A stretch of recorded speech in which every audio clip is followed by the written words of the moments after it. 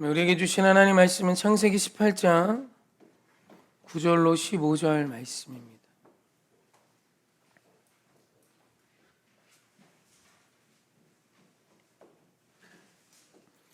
창세기 18장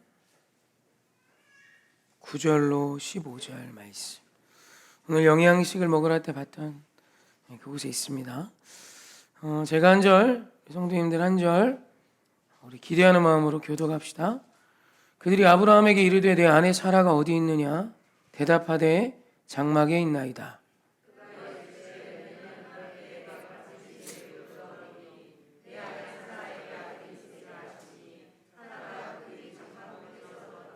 아브라함과 사라는 나이가 많아 늙었고 사라에게는 여종의 생리가 끊어졌는지라.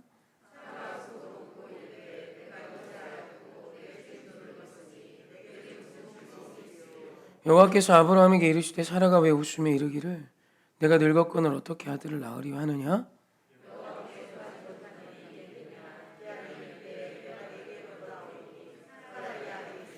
합독합시다. 사라가 두려워서 부인하여 이르되 내가 웃지 아니하였나이다. 이르시되 아니라 내가 웃었느니라. 아멘. 할렐루야. 우리 인사할까요? 하나님 사랑합시다. 내 이웃 사랑합시다. 하나님 사랑합시다. 내 이웃 사랑. 선포합시다. 당신이 이 땅의 작은 예수입니다. 아멘. 오늘 우리가 읽은 이 말씀은 사라의 웃음이 핵심이 된 말씀입니다. 사라가 웃었어요. 그게 대수로운 일이 아닐 수도 있지만 오늘 말씀에서는 분명히 하나님께서도 사라가 웃었다. 사라가 무서워서 아니에요. 그리고 다시 말씀해서 네가 웃었다라고요. 이 웃음이 도대체 무슨 의미이기에 성경 66권에 있어서 하나님의 말씀은 사실 우리에게 꼭 필요한 말씀만 담아 놓으셨을 텐데 사라의 웃음을 이렇게 비중 있게 다루실까? 그리고 오늘 우리는 이 사라의 모습이 우리에게 있는가 없는가를 한번 점검하며 오늘 귀한 은혜를 누리기 원합니다. 오늘 말씀의 배경은 복잡하지 않습니다. 99세 아담이 아니죠. 아브라함에게 알아두고 계시죠? 아브라함에게 하나님께서 여호와 하나님께서 찾아오셔서 말씀하세요. 세 사람이 있었다. 이거 신학적으로 논쟁거리가 있습니다. 이걸 자꾸 이단들이 하는 얘기 듣지 마시고 정통적인 신학자들이 하는 얘기들이 있어요. 물론 이제 가장 많은 건 트리니티 성부 성자 성령 하나님을 의미하고요. 그리고 이제 이 세 사람에 대한 이런저런 해석들이 좀 있긴 하지만 그것을 그렇게 크게 모르는 부분은 우리가 모르고 여러 가지 정통적인 어떤 지지하는 신학자들의 이야기들을 참고 삼으면 되겠죠. 어찌됐건 오늘 창세기 18장에 보면 여호와 하나님이 아브라함을 찾아오세요. 마므레 상수리 나무 밑에 여호와 하나님께서 아브라함을 찾아오십니다. 그리고 아브라함에게 사라 어디 있어? 라고 물어요. 저기 있어요. 내년 이맘때 사라가 아들을 낳을 거야 라고 말해줍니다. 사실 이 말씀은 오래전에 아브라함이 75세 때 하나님께서 이미 약속으로 주신 말씀이죠. 너로 큰 민족을 이루게 해줄게. 그럼 당연히 아들이 있어야죠. 그래서 그 민족이 이루어질 수 있는 첫 번째 증거고 또 그 민족이 시작될 수 있는 아브라함의 직계우선, 내 몸에서 날짜인 아들인 거죠. 그래서 그 얘기를 여호와 하나님께서 직접 오셔서 아브라함에게 99세 이제 내년에 이제 한 해 전에 그때가 곧 임박했음을 말씀해 주세요. 이거 수태고지라고도 할 수 있겠죠. 이제 곧 사라가 임신해. 그래서 이렇게 수태고지를 해주십니다. 그래서 그 뒤에서 듣고 있던 이제 사라가 이 얘기를 듣고 웃어요. 웃습니다. 그래서 12절 말씀 한번 봅시다. 사라가 웃는 장면이 기록된 말씀. 우리 함께 합독해 볼까요? 시작. 사라가 속으로 웃고 이르되 내가 노쇠하였고 내 주인도 늙었으니 내게 무슨 즐거움이 있으리요.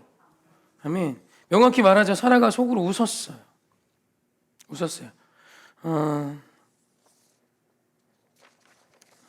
우리말 웃다로 번역된 히브리어 차크는 단순히 그냥 웃는 웃음을 의미하지 않습니다. 히브리어 차크가 담는 웃음은 비웃음을 뜻해요. 그러니까 이 웃음에 멸시의 웃음이 있고 이 웃음은 상대를 깔보고 조롱하는 웃음인 거예요. 그 단어가 차크입니다. 지금 사라가 여호와 하나님께서 지금 아브라함에게 수태고지라고 있어요. 너희 몸에서 날짜가 내년 이맘때에 이제 아이가 생길 거야. 그럼 이제 한두 달 내에 임신하겠다는 얘기죠, 그죠? 근데 지금 그 수태고지를 옆에서 들었던 사라가 차크예요. 그냥 웃은 것이 아니라 지금 그 말씀을 하신 여호와 하나님을 비우는 거예요. 조롱하는 거예요. 멸시하는 거예요. 우습게 여기는 거예요. 지금 사라가 지금 하나님께 한 행위는 하나님을 멸시한 것입니다. 그래서 오늘 말씀이 다루고 있는 거예요. 웃다라고 번역된 차크가 담고 있는 의미가 그거예요. 지금 사라는 나에게 약속하신 하나님의 말씀의 약속을 듣고 그 약속하신 하나님을 비웃고 있어요. 어떻게 이럴 수 있지? 우리가 아는 사라가. 여러분, 사라가 어떤 사람인지 히브리서 11장에 보면 믿음장이죠. 이렇게 기록하고 있습니다. 히브리서 11장 11, 12절이에요. 함께 합독해 봅시다. 시작. 믿음으로 사라 자신도 나이가 많아 단산하였으나 잉태할 수 있는 힘을 얻었으니 이는 약속하신 이를 미쁘신 줄 알았음이라. 이러므로 죽은 자와 같은 한 사람으로 말미암아 하늘의 허다한 별과 또 해변의 무수한 모래와 같은 많은 후손이 생육하였느니라. 아멘. 지금 뭐라고 표현합니까? 사라를 믿음의 여인으로 말해요. 그리고 여러분, 아브라함이 믿음의 조상이면 사라도 믿음의 조상입니다. 아브라함이 아이를 낳는 게 아닌데 하나님은 계속해서 내 몸에서 날짜가 라고 표현합니다. 그러니까 아브라함과 하와는 한 몸인 거예요. 이해되시죠? 그래서 아브라함이 믿음의 조상이면 사라도 믿음의 조상인 거예요. 그리고 오늘 분명히 말하고 있습니다. 11절에 보면, 11절 보세요. 11절에 보면 사라 자신이 나이가 많아 단산했대요. 단산은 더 이상 잉태할 수 없는 상태를 의미하죠. 이미 잉태할 수 없는 몸이 되었는데 약속하신 이를 미쁘신 줄. 여기서 우리말 미쁘신으로 번역된 헬라어가 피스티스입니다. 이거는 대부분 성경에서 믿음, 믿다라는 동사로 쓰고 있어요. 그러니까 지금 사라가 단산했어요. 아이를 더 이상 낳을 수도 없는데 잉태한 이유는 무엇이에요? 약속을 하신 하나님을 피스티스, 믿었다는 뜻이에요. 약속하신 그 하나님을 믿음으로 잉태한 자가 사라래요. 그리고 12절에 보면 이런 표현이 나옵니다. 죽은 자와 같은 한 사람, 누구를 의미해요? 나이 많아 생리가 끊어진 사라를 의미하죠. 죽은 자 같은 한 사람이 허다한 별, 땅의 모래와 같은 민족을, 나라를, 많은 후손을 생육하게 하는 통로가 돼요. 그러니까 젊은 한 사람도 이런 위대한 일을 이룰 수 없는데 죽은 자 같은 사람, 이미 아이를 낳는 상황에선 단산했어요. 죽은 자인 그 여인이 피스티스, 믿음으로 그분을 미쁘시게 여김으로 약속하신 여호와 하나님을 믿음으로 무슨 놀라운 일을 만들어요? 그 후손을 하늘의 별과 땅의 모래같이 번성하고 생육하게 하는 통로가 되더라 이거예요. 여러분, 그 핵심이 뭐예요? 미쁘신으로 번역된 피스티스, 믿음이에요. 그러니까 지금 사라는 믿음으로 말미암아 이삭을 잉태했고 그로 인하여 수많은 사람을 생육하게 하는 믿음의 통로가 되었다라는 선포죠. 아멘? 이게 사라예요. 그런데 오늘 우리가 본 창세기 18장의 사라는 여호와 하나님을 멸시하고 있어요. 자그 웃기고 있네. 속으로 비웃고 있어요. 웃기고 있네. 웃기시네. 지금 내 상황을 알아? 지금 내 상황을 아냐고 이러며 여호와 하나님을 차크하고 있어요. 여러분, 시기적으로 봅시다. 믿음으로 이삭을 잉태했다라고 분명히 히브리서가 기록하고 있죠? 근데 지금 상황이 언제예요? 이삭을 잉태하기 1년 전이에요. 1년 전이 아니죠. 잉태면 뱃속이 시작되면 불과 몇 개월 전 이야기죠. 그죠?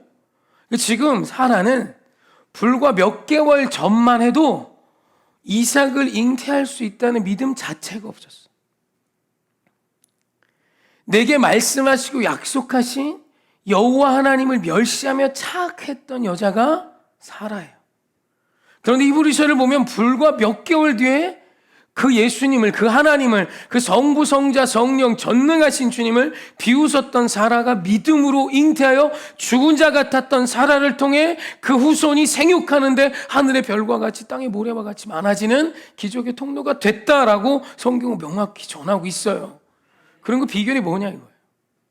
도대체 몇 개월 만에, 몇 개월 뒤에 어떻게 사라는 믿음의 사람이 되어 죽은 자 같았던 그의 몸에 이삭을 잉태할 수 있었고, 그로 인해 그의 후손을 생육하게 하는데 하늘의 별과 같이 땅의 모래와 같이 생육하게 할 수 있는 통로가 될 수 있었냐는 거예요.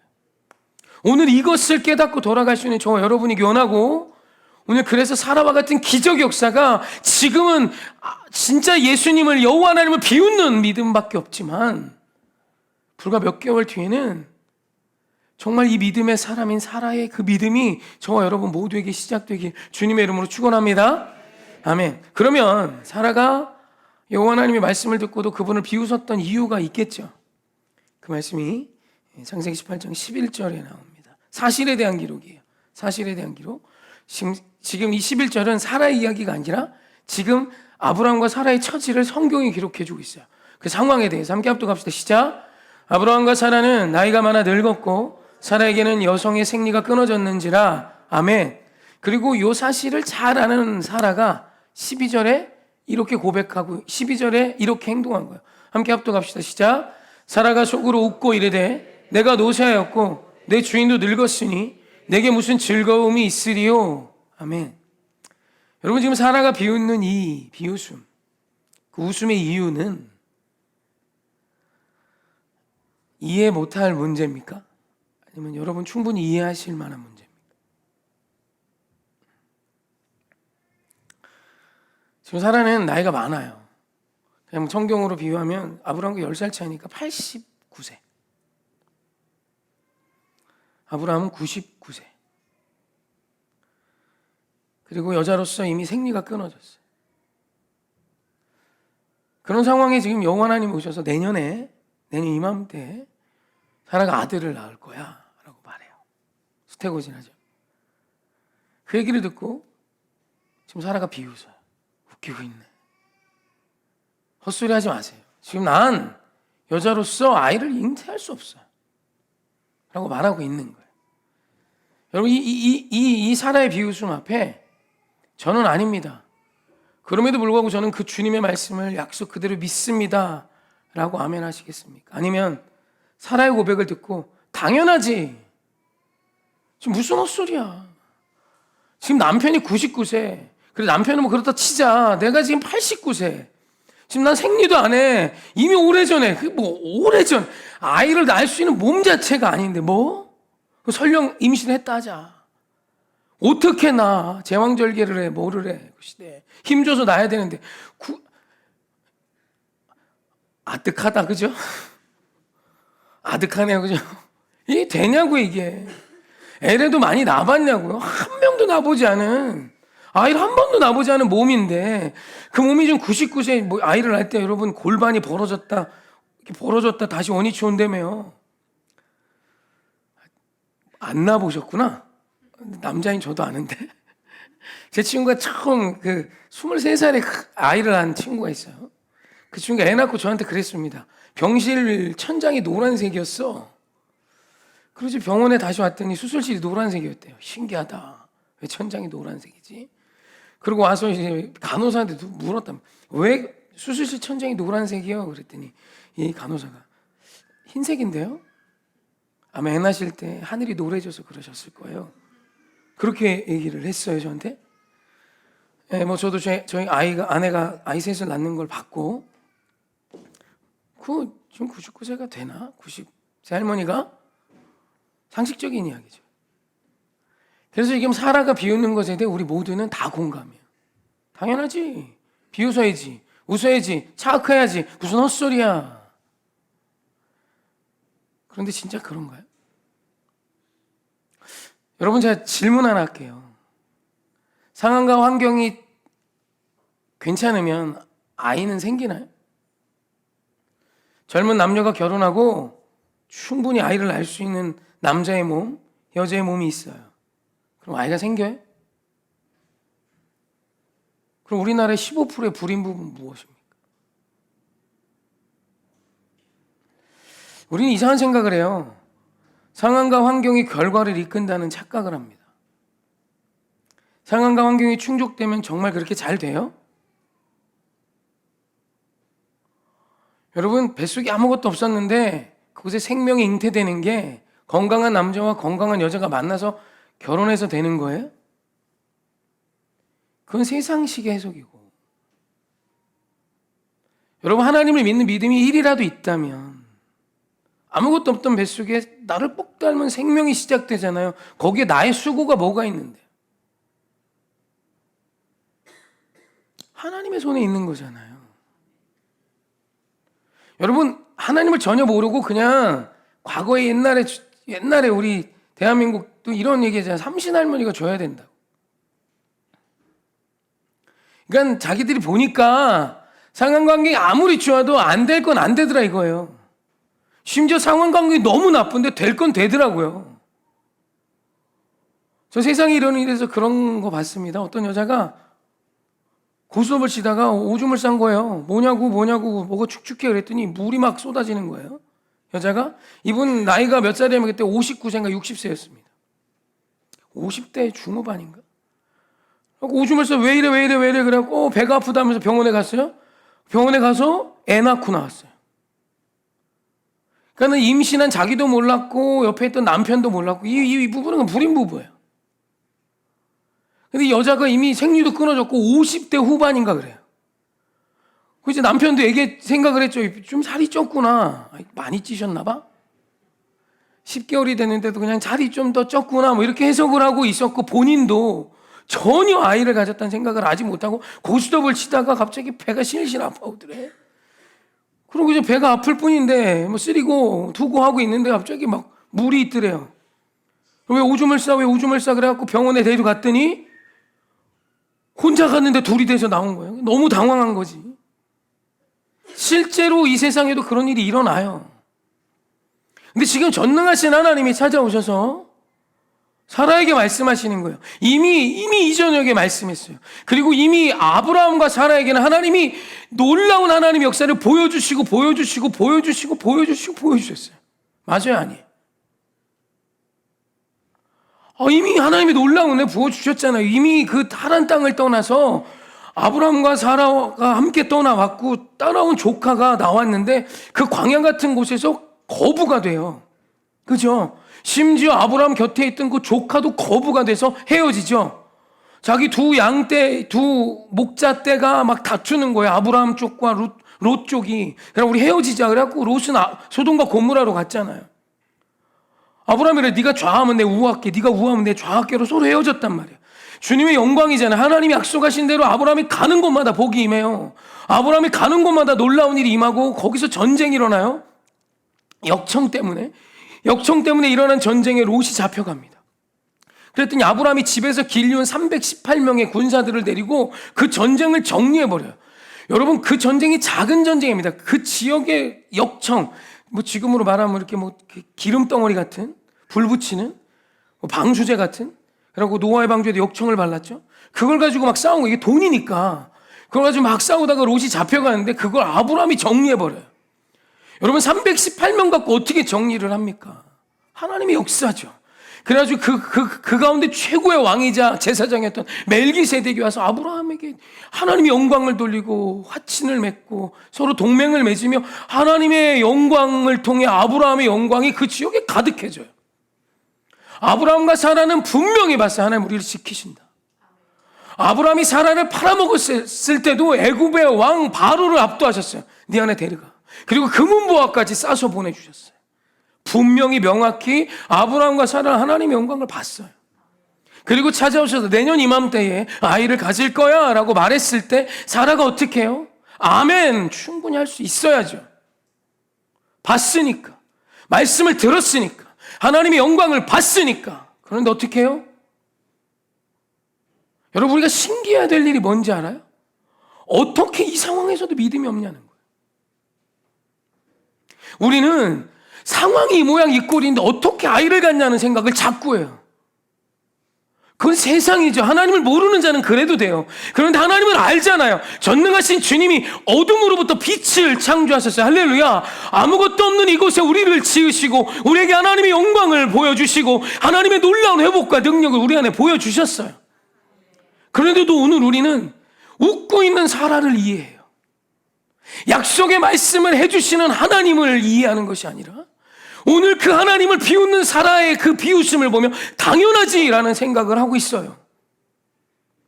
여러분, 이건 잘못된 거예요. 상황이 충족되면 결과가 온다고 누가 그래요? 세상도 그렇게 얘기하잖아요. 상황은 분명히 좋아도 인생은 무너질 수 있어요. 상황은 최악이어도 승리할 수 있어요. 할렐루야. 왜요? 주님의 손에 있으니까. 하나님의 손에 있으니까. 이 세상의 기적은 상식적인 일이에요. 그리스도인에게 기적은 하나님이 우리에게 약속하신 능력이에요. 그런데 하나님이 수태고지라는데 사라는 어떻게 해요? 비웃습니다. 그 하나님을. 그럴 때 하나님이 시비 거는 거예요. 사라가 웃었다?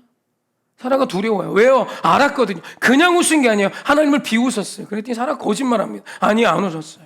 그랬더니 마지막 15절 말씀 볼까요? 하나님이 끝까지 따져 물어요. 함께 합시다. 15절 시작. 사라가 두려워서 부인하여 이르되 내가 웃지 아니하였나이다. 이르시되 아니라 내가 웃었느니라.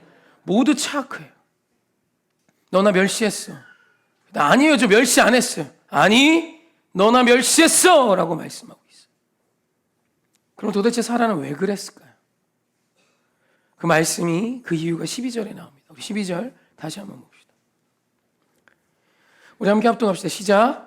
사라가 속으로 웃고 이르되 내가 노쇠하였고 내 주인도 늙었으니 내게 무슨 즐거움이 있으리요. 아멘.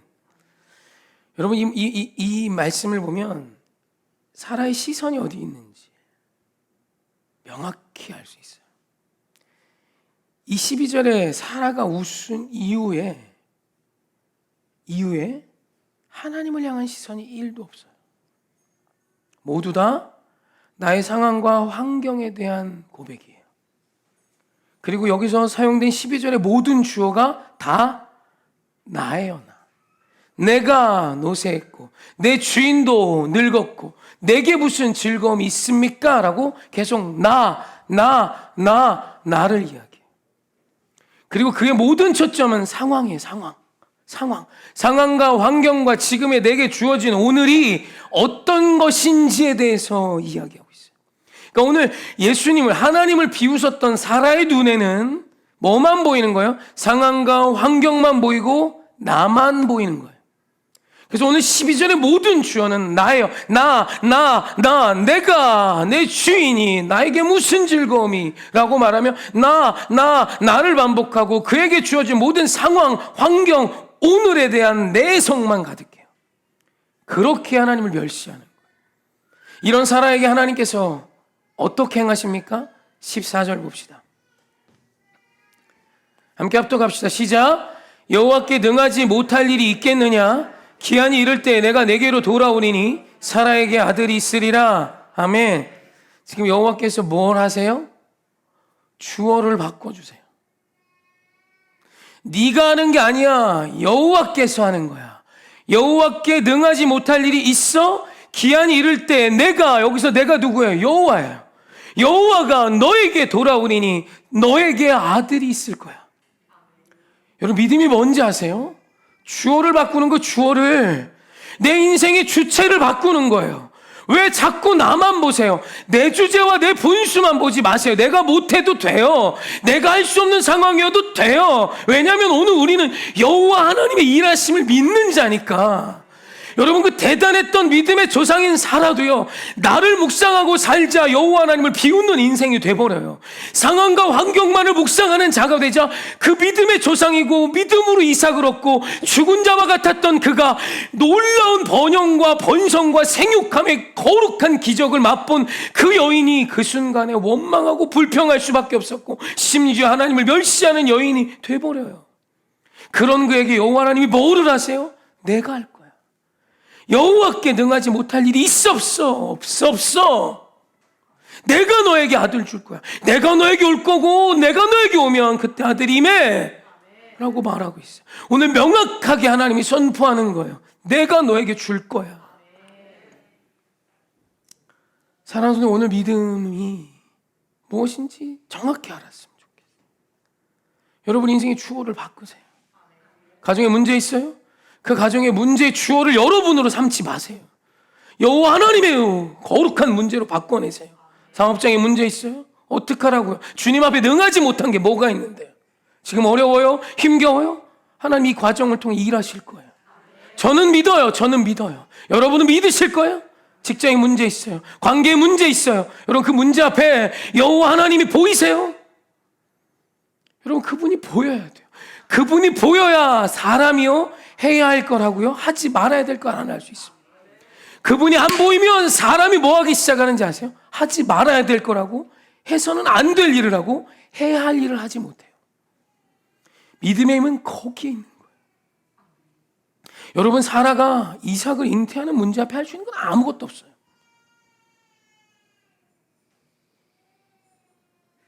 은혜를 많이 받았나 봐 애기가.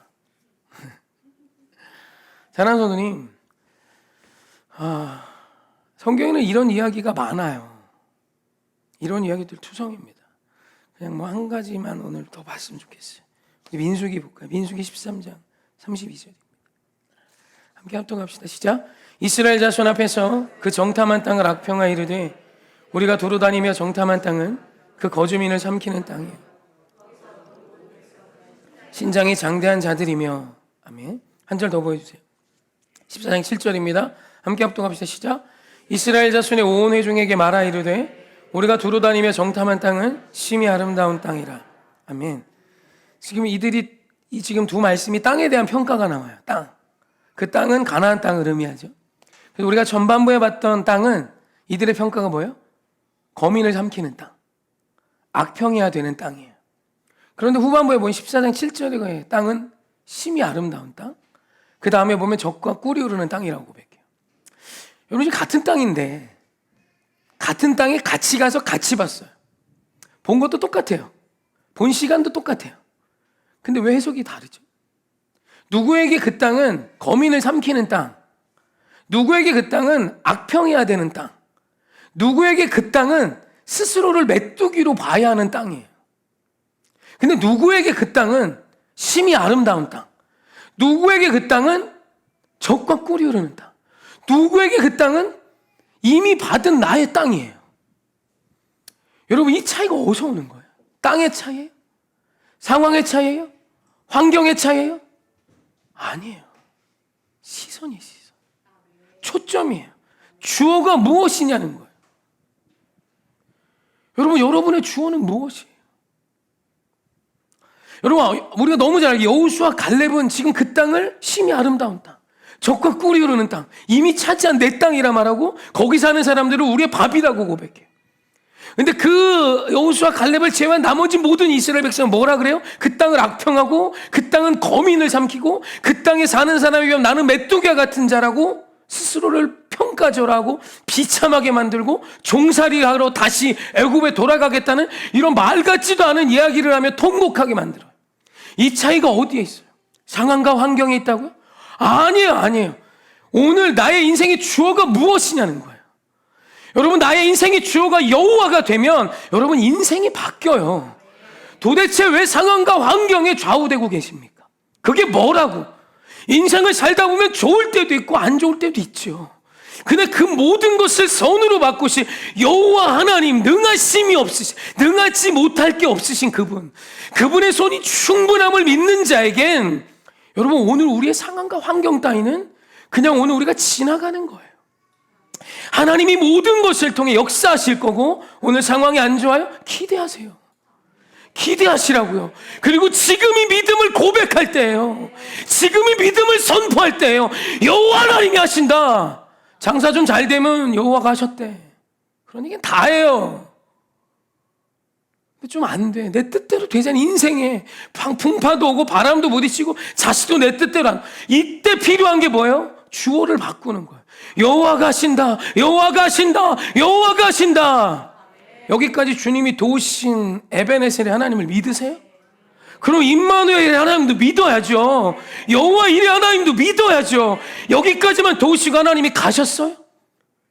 근데 오늘 우리 해석은 딱 아브라함의 처인 사라와 똑같아요. 하나님을 자학해요. 하나님도 못해. 그리고 심지어 하나님을 멸시함을 넘어서 하나님을 경멸하고 심지어 하나님께 삿대질을 하는 사람들이 있어. 오늘 하나님이 여러분에게 와서 따지고 있어. 너 웃었지? 너 웃었지? 너 웃었지? 웃지 마. 나는 네가 비웃을 만한 그런 존재 아니야. 나는 네가 경멸할 만한 그런 존재가 아니야. 내가 세상을 지었고 내가 오늘 우주 만물의 하나님이야. 웃었지? 웃었지. 웃지 마 라고 지금 말씀하시는. 그리고 말씀하세요. 여호와께 능하지 못한 게 있어? 없잖아. 기대해 라고 오늘 말씀하시는 거예요. 사람들이 지금 많은 위기가 있는데 누가 히브리서 11장의 사라가 되시겠어요? 오늘 어쩌면 이곳에 우리는 다 사라와 비슷해요. 근데 창세기 18장의 사라와 같이 살고 계시진 않으십니까? 여러분, 오늘 우리에게 이 믿음이 시작됐으면 좋겠어요. 간절히 원합니다. 로마서를 보면 사도 바울의 시선이 나오거든요. 로마서 7장에 보면 사도 바울이 이런 고백을 해요. 오라, 나는 공고한 자다. 이 사망에서 누가 나를 건져내랴 라고 고백합니다. 여러분, 그 사도 바울이요, 그 대단한 사도 바울이 자기 자신을 보니까 주어를 나로 바꾸니까 나오는 고백이 뭐냐면 오라, 나는 공고한 자다. 이 사망의 몸에서 누가 나를 건져내랴 라는 고백밖에 없어요. 그런데 이 고백이 로마서 8장 가면 완전히 바뀝니다. 내 여호와 하나님을 나의 아빠 아버지로 부르짖는데요. 이제는 생명과 성령의 법 아래 내가 놓였대요. 그러면서 이제는 하나님의 자녀의 권세를 선포하며 나아가는 자로 바뀌어요. 불과 한 장 차이예요. 왜죠? 주어의 변화예요. 주어의 변화. 인생에 대한 주어가 내가 되니까 공고한 거예요. 여러분, 인생 공고합니다. 여러분이 주어로 아무리 잘 살아도 결국은 공고해요. 사망의 문제 앞에 결국은 좌절해야 합니다. 어제 우연히 보니까 뉴스에 보니까 전 세계 최고 부자가 혼자 개인이 갖고 있는 돈이 400조가 넘더만요. 400조? 개인이 갖고 있는 개인 돈이래요. 집안 돈도 아니고. 난 4억도 없는데. 그죠? 4억 4천만 원도 없는데 400조래요. 이거 어떻게 은행 이자 1%만 따져도 1년의 은행 이자로만 4조씩 생겨요. 얘를 어떻게 이기죠? 근데 400조를 갖고 있으면 사망의 문제를 이기나요? 사망이 400조? 너는 그냥 더 살아라 라고 말해주나요? 여러분, 인생은 그래서 결국 공고해요. 해결을 할 수가 없거든. 내가 주어가 된 이상 나는 계속해서 해결할 수 없는 문제 앞에 서게 돼 있어요. 그럼 그때마다 우리는 뭐예요? 악평이에요. 내 인생은 거지 같아.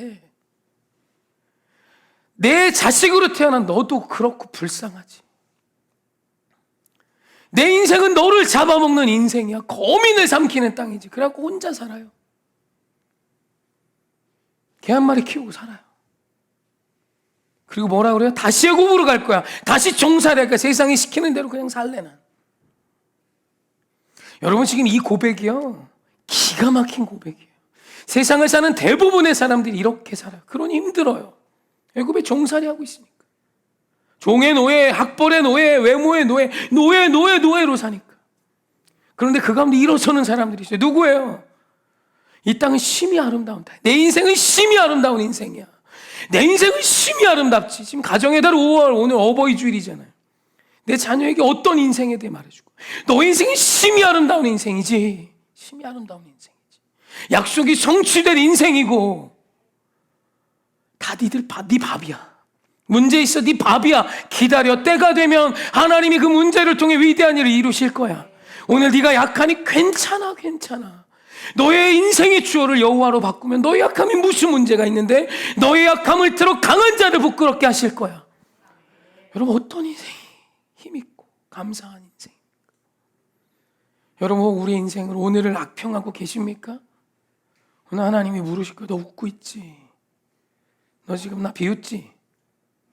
비웃지 마. 나에게 능하지 못한 거 없어. 너 나 지금 비웃어? 그러지 마. 그리고 오늘 믿음을 고백하고 있다면 우리 하나님이 기뻐하실 거야. 내가 오늘 신난다. 내가 너의 앞에만 오면 하나님으로 인정받아. 내가 네 앞에만 오면, 우리 오해교회만 오면 전능하신 하나님이지. 홍목사, 네가 내 가오를 세워주는구나. 기분 좋다. 내가 너희 오해교회 성도들만 보면 내 심장이 떨려. 기다려 해줄게. 기다려 해줄게. 내년 이맘때쯤에 네 품에 이삭이 있을 거야. 내년 이맘때쯤에 놀라운 기적이 임할 거야. 내년 이맘때쯤에 세상 모두가 놀라운 일이 일어날 거야. 여러분, 누가 여기 아멘 하시겠어요? 여러분, 이건 우리의 몫입니다. 주어를 바꿉시다. 오늘 어버이 주일입니다. 어버이 주일에 저는 이런 얘기 자주 해요. 성경을 보면요, 자녀의 복과 자녀의 장수의 문제가 부모에게 있습니다. 자녀가 그 부모를 공경하면 땅에서 잘 되고 장수한대요. 그럼 우리 아이들에게 가르치죠. 엄마 나 공경해. 물론 그렇게 해서 공경을 하면 그 아이는 탁월한 거죠. 근데 인간이라는 게 참 교만해서 스스로 생각하기에 공경할 만해야 된다는 생각을 해야 됩니다. 여러분, 공경받을 만한 어른의 삶을 살아주세요. 그러면 내 자녀에게 제일 좋은 거 주는 거예요. 내 자녀에게 집 줄 생각하지 말고 뭐 대단한 학벌 줄 생각하지 말고 하나님의 약속을 믿으라고요. 내 자녀 앞에 공경받을 만한 부모 되면 내 자녀가 나를 공경하겠지. 이거 굉장히 쉬운 문제잖아. 근데 부모의 삶이 개판 5분 전이면 맨날 내 인생을 악평해. 그 인생을 공경하기가 얼마나 힘들어요. 그 어머니의 말을, 그 아버지의 말을 무겁게 여기는 게 얼마나, 공경은 효가 아니에요. 무겁게 여기는 거예요. 그 부모의 말을 무겁게 여기는 거 얼마나 어려워요. 멸시하기가 쉽죠. 도리 어쩌면 부모의 말을 멸시하는 게 나은 부모의 언어들이 있어요. 여러분, 그렇게 되지 마세요. 믿음의 고백으로 여호와가 여러분의 주어가 되어 우리 아이들에게 힘 있는 고백을 해주세요. 문제만 생기면 좌절하고 쓰러지고 원망하고 불평하는 모습 자식에게 보여주지 마세요. 일어나는 거 보여주세요. 지금 아빠가 힘들어. 기도해줘. 괜찮아? 괜찮지 그럼. 난 그냥 기대해. 더 좋은 거 주실 거야. 걱정하지 마. 염려하지 마. 하나님이 일하실 거야. 너 그냥 기도만 해. 오늘 너의 삶의 자리에서 네가 할 수 있는 그 일을. 여러분, 그 아이에게 그 부모는 얼마나 든든하겠어. 부모란 사람이 맨날 자식 앞에 죽어요. 아빠가 오늘 힘들다. 미쳐버리겠어. 아주 술 한 잔씩 퍼먹고 인생 뭐 없다. 그냥 살아. 인생 뭐 없어. 이러면 자식 새끼가 보고 맨날 걱정해. 그리고 그 자식이 그 아버지 똑 닮아. 이건 수없이 봤잖아요. 엄마가 맨날 이렇게 남편하고 관계하는데 좌절해. 아빠가 날 미워하는 것 같아. 이 배에 살 좀 봐. 미치겠어. 그러지 마요. 거울 앞에 비춰서 예쁘지 않니? 귀여워하세요. 왜요? 왜? 이 어때서? 부의 상징, 축복의 은혜. 할렐루야. 아니, 왜 자꾸 나를 악평해요? 드셨잖아. 드셔서 나온 거 어떡할 거야? 받아들이고. 그래도 귀엽지 않니? 이건 안 귀여워? 만져봐. 굉장히 푹신해. 아, 어때서 이게? 왜? 왜 나 스스로를, 여러분, 20대 처녀의 몸으로 어떻게 50대, 60대가 다시 가요? 그거 살을 깎아야 돼. 너무 불행하다. 그걸 얻기 위한 과정이 내가 볼 때 너무 참혹해. 그냥 편히 살아요. 사랑하며, 예뻐하며, 건강 위에 좀 걷고 뛰고, 같이 손잡고 마당 돌고 그런 거 하고. 왜 자꾸 나를 악평해? 여러분이 어디가 어때서? 왜? 하나님이 이렇게 우리에게 주신 은혜 있는데 좀 어디 쑤시고 아파요? 하나님 부르실 때 된 거지 뭐. 엄마 관뚜껑 닫힐 날이 얼마 안 남았다? 그래도 이 엄마는 마지막 그 한 날까지 하나님 영광 위에 살 거야. 두려워하지 마세요. 염려하지 마세요. 그거 내 자녀에게 줘야 돼. 누가 줄 거야? 누가 보여줄 거야? 사랑하는 성도님, 오늘 그 믿음 갖고 승리하세요. 여러분, 이게 여기하고 와질게요. 가정의 달이니까. 이렇게 이게 애들 보면 참 신기하죠. 어떻게 이렇게 부모를 갖다 이렇게 꼬라 박는지, 그죠? 저기서 이렇게 작은 아이가 오면 뒤에 아빠가 걸어오면 사이즈만 다르지 비슷해요, 그죠? 걸음걸이도 비슷하고, 그죠? 근데 그게 타인의 눈에는 그렇게 안 이뻐 보일지 모르지만 이 부모의 눈에는 그게 그렇게 이뻐요. 아빠가 나오면 애도 나왔어, 그죠? 그게 그렇게 이뻐. 여러분, 하나님이 그렇게 지으시고 하나님은 오늘 여러분을 그렇게 보고 있어요. 그리고 한번 생각해봐요. 하나님을 닮은 모습, 그건 성품으로 드러나는 거거든요. 하나님 형상을 따라 우리를 지었는데 하나님이 우리를 보시면 너 어떻게 이렇게 날 닮았니? 넌 어떻게 이렇게 나를 닮았니? 어떻게 이렇게 이쁘니? 여러분, 오늘 우리에게 그 은혜가 있었으면 좋겠어요. 오늘 저와 여러분에게. 혹시 여러분 계속 원망하고 불평하면 하나님과 예수님과 싸울걸? 아이, 그 하나님 닮아서 그런 거라고. 아니야, 너 닮아서 그래. 웃자고 한 소리인데 전혀 안 웃고. 심각하네. 오늘 가정의 달, 우리 주어 바꿉시다. 나 이제 그만합시다. 상황 묵상 그만합시다. 상황 앞에 해야 될 일이 있으세요. 여러분이 할 뭐 하세요. 그리고 기대합시다. 내년 이맘때쯤에 이삭이 여러분의 품 안에 있을 거예요. 할렐루야. 우리 찬양합시다.